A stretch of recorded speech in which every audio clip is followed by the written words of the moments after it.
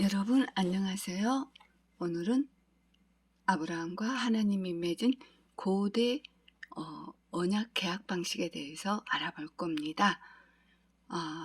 아브라함이 이집트에서 다시 약속의 땅 가나안 땅으로 돌아왔지만 이집트 여행 이후 재물과 식솔과 가축이 늘어났죠. 또한 극심한 가뭄 이후 목초지가 충분하지 않은 가나안 땅에 아브라함과 조카 롯의 가축의 목자끼리 다투는 분쟁이 일어났지요. 부족하고 험한 요랑 생활에서도 다툰 적이 없던 그들이 오히려 늘어난 재물로 인해서 인간관계에 금이 생겨나는 문제들이 생겨났지요. 결국 아브라함은 다툼을 멈추려고 롯에게 너가 먼저 좋은 곳을 택해라 라고 우선 선택권을 제안을 하지요. 이 장면에서도 아브라함의 인품이 보이죠? 결국 롯은 육신적인 안목으로 보기에 좋은 요단강으로부터 물을 공급받아 비옥해 보이는 소할 지경으로 떠나게 되지요. 소돔과 고모라가 멸망하기 전에 지금의 사해 남부 지역이죠. 아마 성경 말씀에 관심이 있는 분들은 그곳의 지형들이 지도를 보지 않아도 머릿속에 아마 그림들이 쫙 그려질 겁니다. 첫 번째 질문이요. 롯이 간 땅은 어떤 곳이기에 멸망했나요? 네, 그곳은 이방의 세속 문화가 발달한 곳이며 지금의 사해를 경계로 에돔과 암몬, 모압들이 있는 땅이죠. 그리고 그 당시는 비옥한 초목지였겠지만 신명기 2장 20절 말씀에서 보면 소돔과 고모라가 불타버리는 물속으로 가라앉아 버린 곳이며 그것도 거인들의 땅이라 여겨졌으니 옛날에 거인들이 그곳에 거하였으며 라고 기록하고 있지요. 즉 그 지역은 아낙인들처럼 키가 크고 강한 거인족들이 거주했던 곳이지요. 성경 말씀에서 보듯이 동성애가 심한 곳이고요. 그런 죄악의 악습이 곳곳에 생활되어 있는 곳이지만 현실의 만족을 위해 비옥한 땅을 향해 서서히 그곳으로 흘러 들어가게 되지요. 그러나 성경은 소돔인들은 사악하였고 주 앞에 극심한 죄인들이었더라고 기록을 하지요. 그런 곳을 향해서 롯은 육신의 안목만으로 가는 거죠. 그러나 아브라함은 베델과 같이 열악한 환경에서도 자신이 제단을 쌓은 곳을 지키며 하나님의 인도하심을 기다리는 그러한 믿음의 모습을 볼 수 있지요. 아브라함이 롯과 갈라진 후에 하나님께서 또다시 언약의 말씀을 주시죠. 창세기 13장 15절 말씀을 보니 이는 너가 보는 모든 땅을 내가 너게 줄 것이며 너 씨에게 영원히 주고, 이번에는 하나님의 말씀이 추가가 되면서 한층 더 업그레이드된 약속을 주시네요. 무슨 말씀이냐고요? 창세기 12장 1절에서 2절 말씀에 처음에 아브라함을 부르실 때에는 너가 민족을 이루고 복을 주고 내 이름을 위대하게 하고 너는 복이 되리라고 하셨는데, 두 번째 아브라함에게 말씀하실 때는 영원이라는 말씀이 추가되었네요. 영어로는 forever, 히브리어는 올람이죠. 그곳의 땅을 영원토록 아브라함의 육신적인 후손들에게 주시겠다고 약속을 하신 게지요. 와우, 놀랍죠? 두 번째 질문이요. 어떻게 영원히 주신다고 약속하신 건가요? 지금 우주과학자들은 지구가 점점 오염되고 자원이 고갈되고 뜨거워져서 지구가 곧 멸망하기에 지구 밖 우주에 있는 다른 행성을 찾아서 이주하기 위해 열심히 우주 산업을 발전시키고 있는데요. 좋은 질문이에요. 혼란스러우신가요? 그러나 하나님은 시건치 않으시는 분이죠. 영원히 아브라함에게 주시겠다고 약속하셨으니 분명 지키시지요. 여러분은 하나님의 말씀을 믿으시나요? 인간 과학자들의 말도 믿나요? 저 또한 과거에 우주와 그 안에 별들에 관심이 많아서 우주와 별들과 은하계 등을 찌른 화보집들을 비싼 대가를 지불해가며 구입해서 애지중지하며 그 아름답고 감탄스러운 마법과 같은 신비로움에 빠져서 매료됐었고, 우주 공상 과학 소설이나 UFO 그런 것에 관련된 소설들로 인해서 매직것 같은 그런 세계에 흠뻑 빠져서 나름대로 진지하게 생각에 빠져서 지내곤 했지요. 그 시절들은 지금은 참 부끄럽게 느껴지네요. 오늘 주신 이 말씀을 묵상해 보시면 인간이 지구를 떠나 다른 행성으로 이주를 하기 위해 수고할 필요가 없는 게지요. 하나님이 창조하신 이 세계는 하나님께서 언제든지 다시 리모델링 시켜주시고, 사악함과 죄악으로 가득 찬 이 세계는 언제든지 다시 깨끗이 정화시켜 지금처럼 저주를 받은 땅의 모습이 아니라 저주를 받지 않았던 최초의 창조의 모습처럼 복원시켜 주실 수 있는 분이시기 때문이지요. 그래서 하나님은 forever, 영원이라는 약속을 주신 게지요. 우리나라의 어느 신학대에서는 우주신학이라는 성경에도 없는 이론을 가르친다는 걸 들은 적이 있어요. 즉, 예수 그리스도께서 99마리 양들을 우주에 두고 잃어버린 지구의 한 마리 양을 구하기 위해 이 땅에 오셨다라고요. 우주에는 수많은 지구인과 같은 종족들이 아주 발달된 문화 속에 살고 있다는 거죠. 아주 그럴듯해서 저도 그런 말을 전해 들었을 때는 그럴 수도 있겠구나라는 막연한 생각을 하며 호기심에 들떠서 오랜 기간 살았던 그런 사람이었고요. 예배를 드리고 찬양도 하고 성경책도 틀고 다니면서 나름대로 열심히 신앙생활을 했지만 결국은 그동안에 저는 성경 말씀을 모르고 살았던 게지요. 성경 말씀은 알면 알수록 과학자들을 부끄럽게 하는 것 같아요. 아니면 과학자들이 성경을 부인하는 건가요? 아리송하지요? 이제 다시 아브라함으로 돌아갈까요? 하나님의 두 번째 약속을 받은 아브라함은 즉각 순종하여 장막을 헤브론으로 옮기고 거기서 제단을 쌓지요. 바로 이 점입니다. 아브라함은 하나님의 지시가 있기 전까지는 그 열악한 환경을 떠나지 않고 지키고 있었다가 하나님의 말씀이 떨어지자 순종하고 움직였다는 거죠. 와우, 아브라함 아버지 저도 닮고 싶어요. 헤브론은 다윗의 초반 통치 중심지이기도 하고 여호수아 10장에서는 도피성으로 활용되기도 한 곳이지요. 아브라함이 헤브론으로 장막을 옮긴 뒤 뜻밖에도 어지러워진 국제 정세들로 인해서 세계 최초의 연합군들이 모여서 가나안 남북 전쟁이 발발하게 되지요. 그 원인은 가나안 남부 5개 사해 동맹국들이 12년 동안 조공을 바치며 섬기던 엘라망 그돌라오메를 반역하여 생긴 전쟁이죠. 함족이 함족을 대항해 일어났죠. 결과는 사해 5개 동맹국들의 비참한 패배로 끝나지요.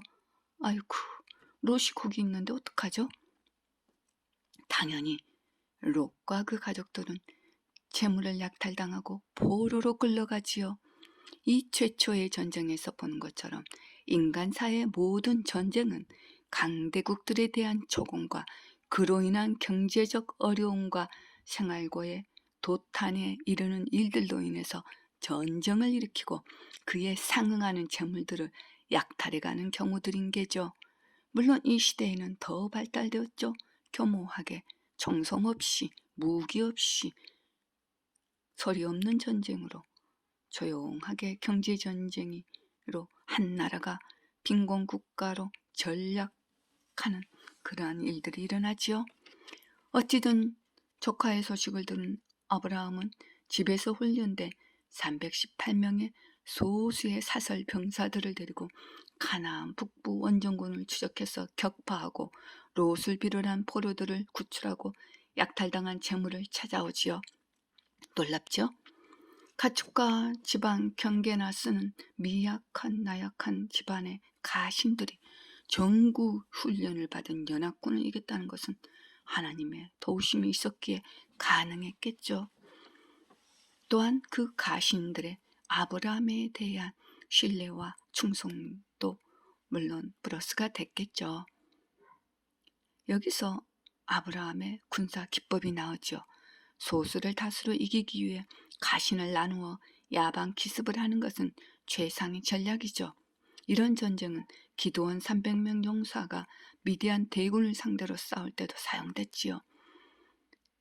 여기서 보듯이 믿음의 사람에게는 군사 수나 무기의 우수성이 아니라 하나님께서 자신과 함께 하느냐 아니면 하나님께서 함께 하시지 않느냐가 문제가 되죠.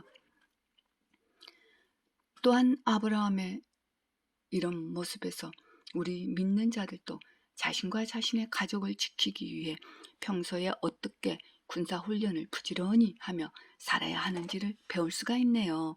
물론 하나님의 전신 갑옷을 입고 하나님의 말씀인 성령의 검으로 무장하고 하나님이 주시는 지혜로 이 세상을 이겨내야겠죠. 또한 승리를 하고 당당하게 개선하는 아브라함을 소돔 왕과 살렘 왕이 영접하는 장면도 나오지요. 세 번째 질문이요. 살렘 왕 멜기세덱은 누구인가요? 여러분이 잘 알다시피 살렘은 예루살렘의 옛 지명이죠. 예루살렘의 왕이자 제사장인 이 멜기세덱이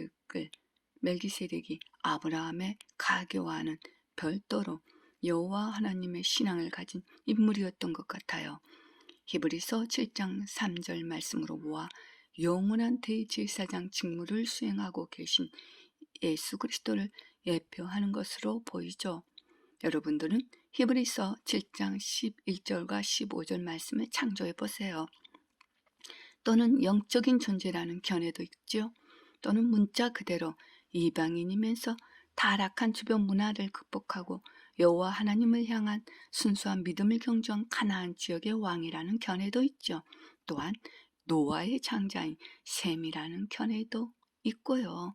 즉 그는 왕이면서 지극히 높으신 하나님의 제사장이죠.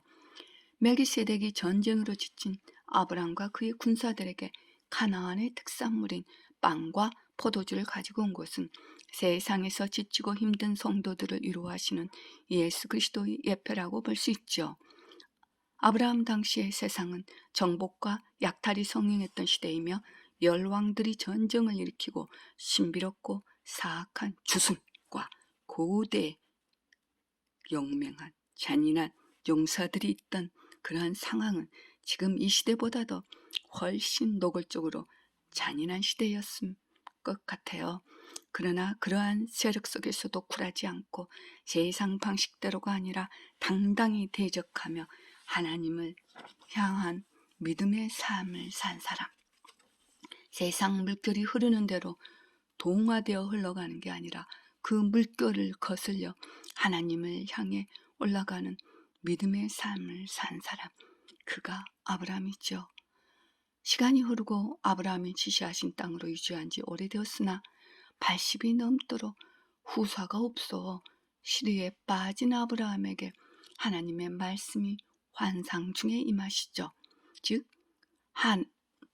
하나님이 아브라함의 후손이 하늘의 별들처럼 많을 것이며 그 땅을 유업으로 줄 것이라는 세 번째 약속의 말씀을 주시죠. 그러나 아브라함이 하나님께 확신을 요구합니다. 창세기 15장 8절 말씀에 그가 말씀드리기를 주 하나님이시여 내가 이 땅을 유업으로 삼을 줄을 무엇으로 알리까 하더라 라고 말이죠. 확증을 달라는 것이죠. 그러자 하나님께서 아브라함의 이런 요구에 맞추어 고대의 인간들이 서로를 신뢰하며 확실하게 공식적으로 시행하던 언약 방식을 준비시키시지요. 즉 고대의 일방적인 계약 방식으로 희생제물을 쪼개어 마주보게 하고 계약자 쌍방이 그 가운데로 함께 지나가는 것으로 그 행위는 계약 엄수에 대한 맹세며 또한 두 계약자의 화합과 통일성을 시사하며 계약 위반자는 쪼개진 재물과 같은 신세가 될 거라는 그런 상징적인 의미가 있지요. 여러분은 에레미야 34장 18절 이후 말씀을 참고해 보시면 될 겁니다. 즉 어기는 자는 죽음인 게지요. 그러나 피조물에 불과하고 범죄한 아담의 후손들은 하나님과 동등한 계약자로 언약을 이행할 능력이 없지요. 전능하신 하나님이 일방적인 언약 선언을 하신 게지요. 언약의 대상조차 될 수 없는 존재가 저희들이지요. 하나님은 그런 아브라함의 인간적인 눈높이까지 배려해 주셔서 아브라함에게 확증을 주시죠. 이 언약이 바로 그 유명한 하나님과 아브라함의 고대 방식의 언약 체결이죠. 그 증표로 하나님이 제시하시는 제물의 희생물을 담보로 하는 언약이지요. 이 언약의 구속사적 의미는 실로 깊고 크지요. 아브라함의 최대 하이트는 바로 이 언약 체결이라고 저는 개인적으로 감동을 합니다. 이 약속 체결을 믿고 아브라함은 후일에 그의 아들 독자 이삭을 담대히 하나님께 제물로 바치려는 시도까지 하게 되는 거지요. 이삭이 죽으면 하나님의 계획에 큰 차질이 생길 수밖에 없는 거죠. 아브라함은 이 점을 알고 있다는 겁니다. 아브라함이 제물을 준비하고 기다리다가 깊은 잠에 빠졌는데 하나님의 말씀이 임하시죠. 그의 후손들이 200년이 지난 후 이집트의 400년간을 타국인으로 그들을 섬기다가 아모리인들의 죄악이 다 차기까지 기다리다 돌아오리라는 애언의 말씀을 주시죠. 그리고 그 쪼갠 고기 사이로 불타는 등이 일방적으로 통과하지요. 하나님의 언약 체결 확신을 아브라함에게 이렇게 해주신 게지요. 반드시 하나님이 아브라함에게 지키시겠다는 말씀이시죠. 아브라함은 신약 성도의 구원의 모형이죠. 이는 장차 인간의 몸을 입고 이 땅에 오셔서 스스로 속죄제물이 되셔서 인간의 죄를 대신하여 죽으심으로 구속사를 성취하실 예수 그리스도의 희생을 계속적으로 사건과 말씀들을 통해 애원함으로써 하나님께서는 인간들로 하여금 구원의 확신을 갖게 하시는 것이죠. 하나님이 이끄시는 구속사는 인간의 범죄 이후 구속사가 완성되는 종말까지 그 계획하심이 하나도 어그러짐이 없이 줄기차게 계속 진행됨을 깨닫게 해주시죠. 그럼 예수 그리스도께서는 이런 아브라함을 어떻게 말씀하셨는지 신약 성경에서 찾아볼까요? 요한복음 8장 56절 말씀에 너희 조상 아브라함은 나의 날보기를 기뻐하다가 그 후 그것을 보고 즐거워하였느니라고 하시더라. 와, 놀랍죠? 아브라함은 단순히 노년에 아들을 얻었다고 기뻐한 게 아닌 것을 알 수 있어요. 그것은 인간의 육신적인 안목으로만 성경 말씀을 보기 때문이죠. 그 내면에는 이런 깊은 뜻이 흐르고 있는 게지요. 그리스도인은 바로 이걸 볼 수 있어야 되는 거죠. 제 영상을 챙겨보시는 분들은 아담의 범죄 이후부터 쭉 이어져 내려오는 이 거대한 맥을 추적해 가며 하나님의 섭리와 그 계획과 또한 창조물에 불과한 우리 인간을 얼마나 사랑하시고 애착을 가지고 계시는지 알 수 있을 겁니다. 아브라함의 생애를 통해 나타난 예수 그리스도의 은혜를 묵상해 보시기를 바랍니다. 할 말은 많은데 이해하기 쉽도록 짧은 시간에 하기가 언제나 안타깝습니다. 여러분, 오늘 이 시간 이 예수 그리스도를 진심으로 영접하시기를 바랍니다. 저를 따라 오늘 예수님을 영접해 보시기 바랍니다. 아버지, 저는 죄인입니다. 저의 죄를 용서해 주십시오. 저는 예수님이 하나님이시며 저의 죄를 위해 십자가에서 피 흘려 죽으셨다가 부활하신 사실을 믿습니다. 저는 지금 예수 그리스도를 구세주로 영접하오니 지금 당장 저에게 들어오셔서 지옥으로부터 구원해 주십시오. 구원해 주셔서 감사드리며 주 예수 그리스도의 이름으로 감사드렸습니다. 아멘.